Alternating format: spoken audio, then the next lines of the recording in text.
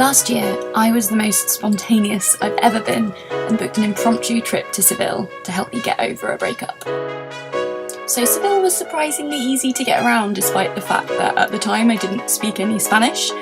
It's an incredibly beautiful city. I went in December and the skies were completely blue and the sun was shining down. It was just breathtaking. As I said, I booked this fairly spontaneously, so I only had around 36 hours to make the most of Seville. So I'm going to show you in this video what I got up to.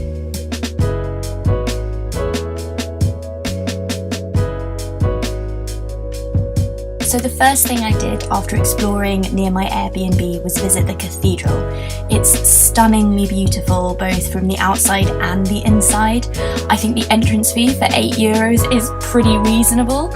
It's so beautiful inside, and at the very top, after you make your way up there, you get stunning views of Seville.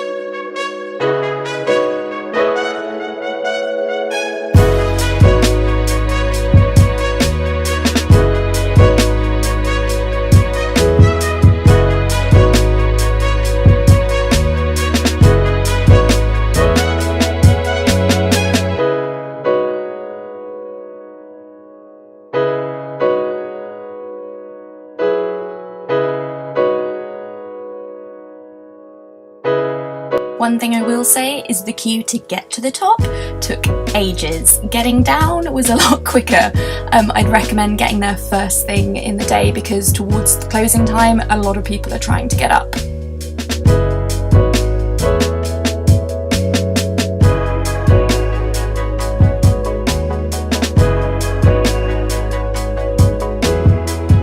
When I visited, it was the Festival of the Immaculate Conception, which is a public holiday. The night before, there are roving troubadours wandering the streets, playing live music for passers-by. I managed to bump into a huge troupe and followed them around for a bit. It was such an amazing experience, and I highly recommend you trying to find some if you're there at the same time.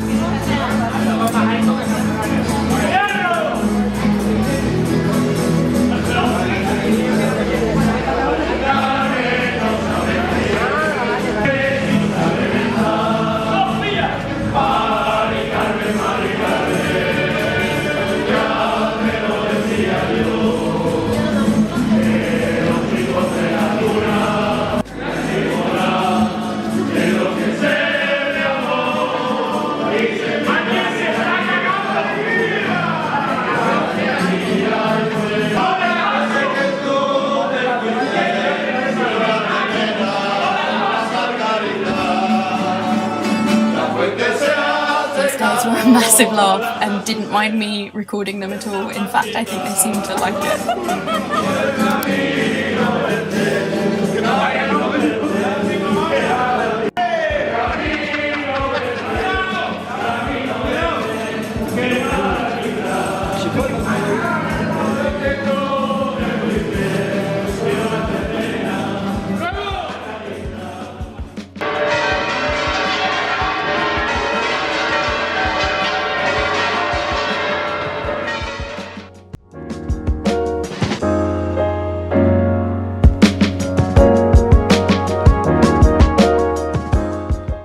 If you're visiting Spain, you're going to have to experience tapas.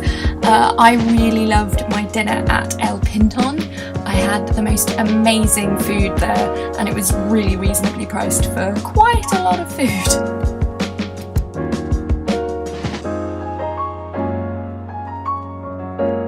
High up on my list of things to do in Seville was visit the Real Alcázar, hope I've pronounced that right. According to Wikipedia, it's one of the oldest royal palaces still in operation in Europe, and I was super keen to see it. I was less keen on the queue. I think I waited in line for around 2 to 3 hours because it was a public holiday. I don't think it would be that bad normally, but do get there early. It's insanely beautiful. I think it's one of the most beautiful places I've ever been to in Europe, and highly, highly recommended, worth a visit, definitely.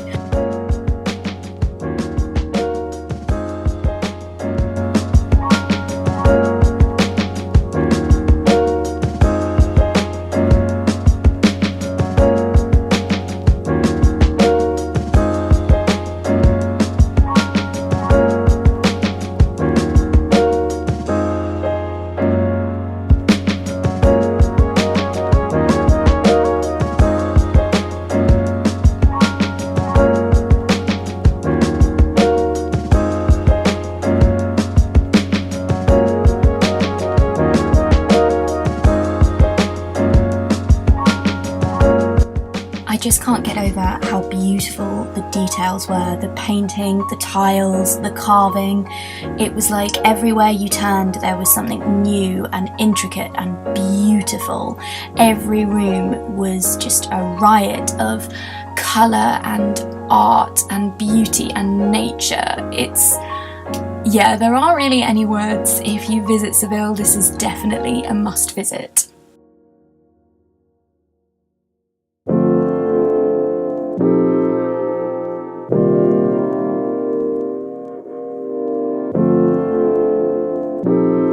So what you don't see in a lot of these shots are the sheer number of tourists there with me trying to get that perfect shot for Instagram. It was so beautiful here. I can't blame everyone for getting as many photos as they can, but yeah, you'll be jostling for a shot, definitely.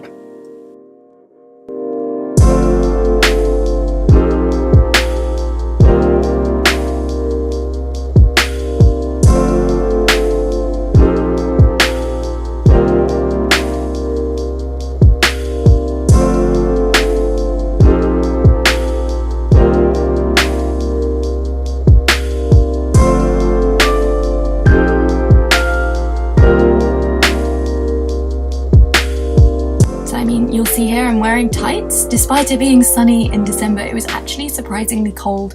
So if you're going in December, I'd recommend bring a jacket. You won't need a coat, but you'll need a jacket.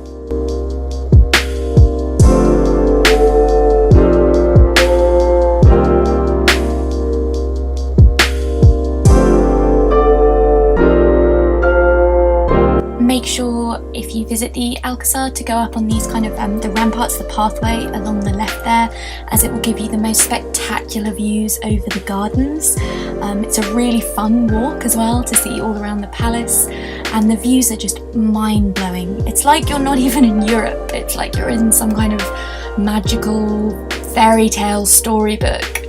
Yeah, highly recommended. Make sure you get there early before the gates shut.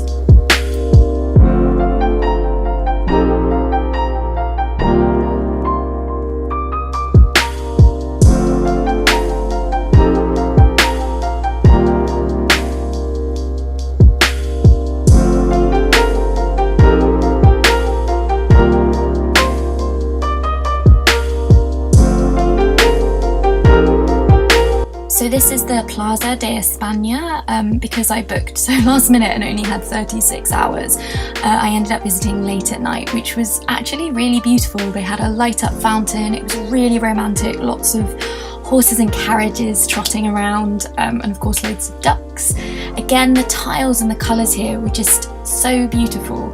Everywhere you go in Seville, you'll see colour and detail and intricacy, which has made it one of my favourite cities in Europe.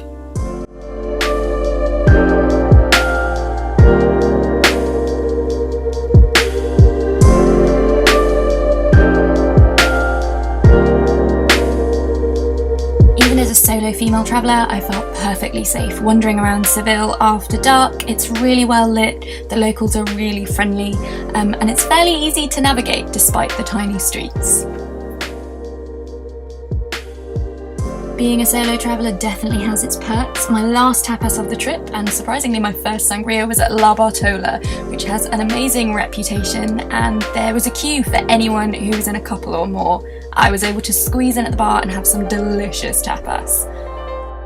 As it was a festival, I was treated to some glorious public singers on my last night, which was such a lovely way to end my 36 hours in Seville. So that was 36 hours in Seville as a solo female traveller. Don't forget to like, comment and subscribe and check out some of my other videos. Thanks guys!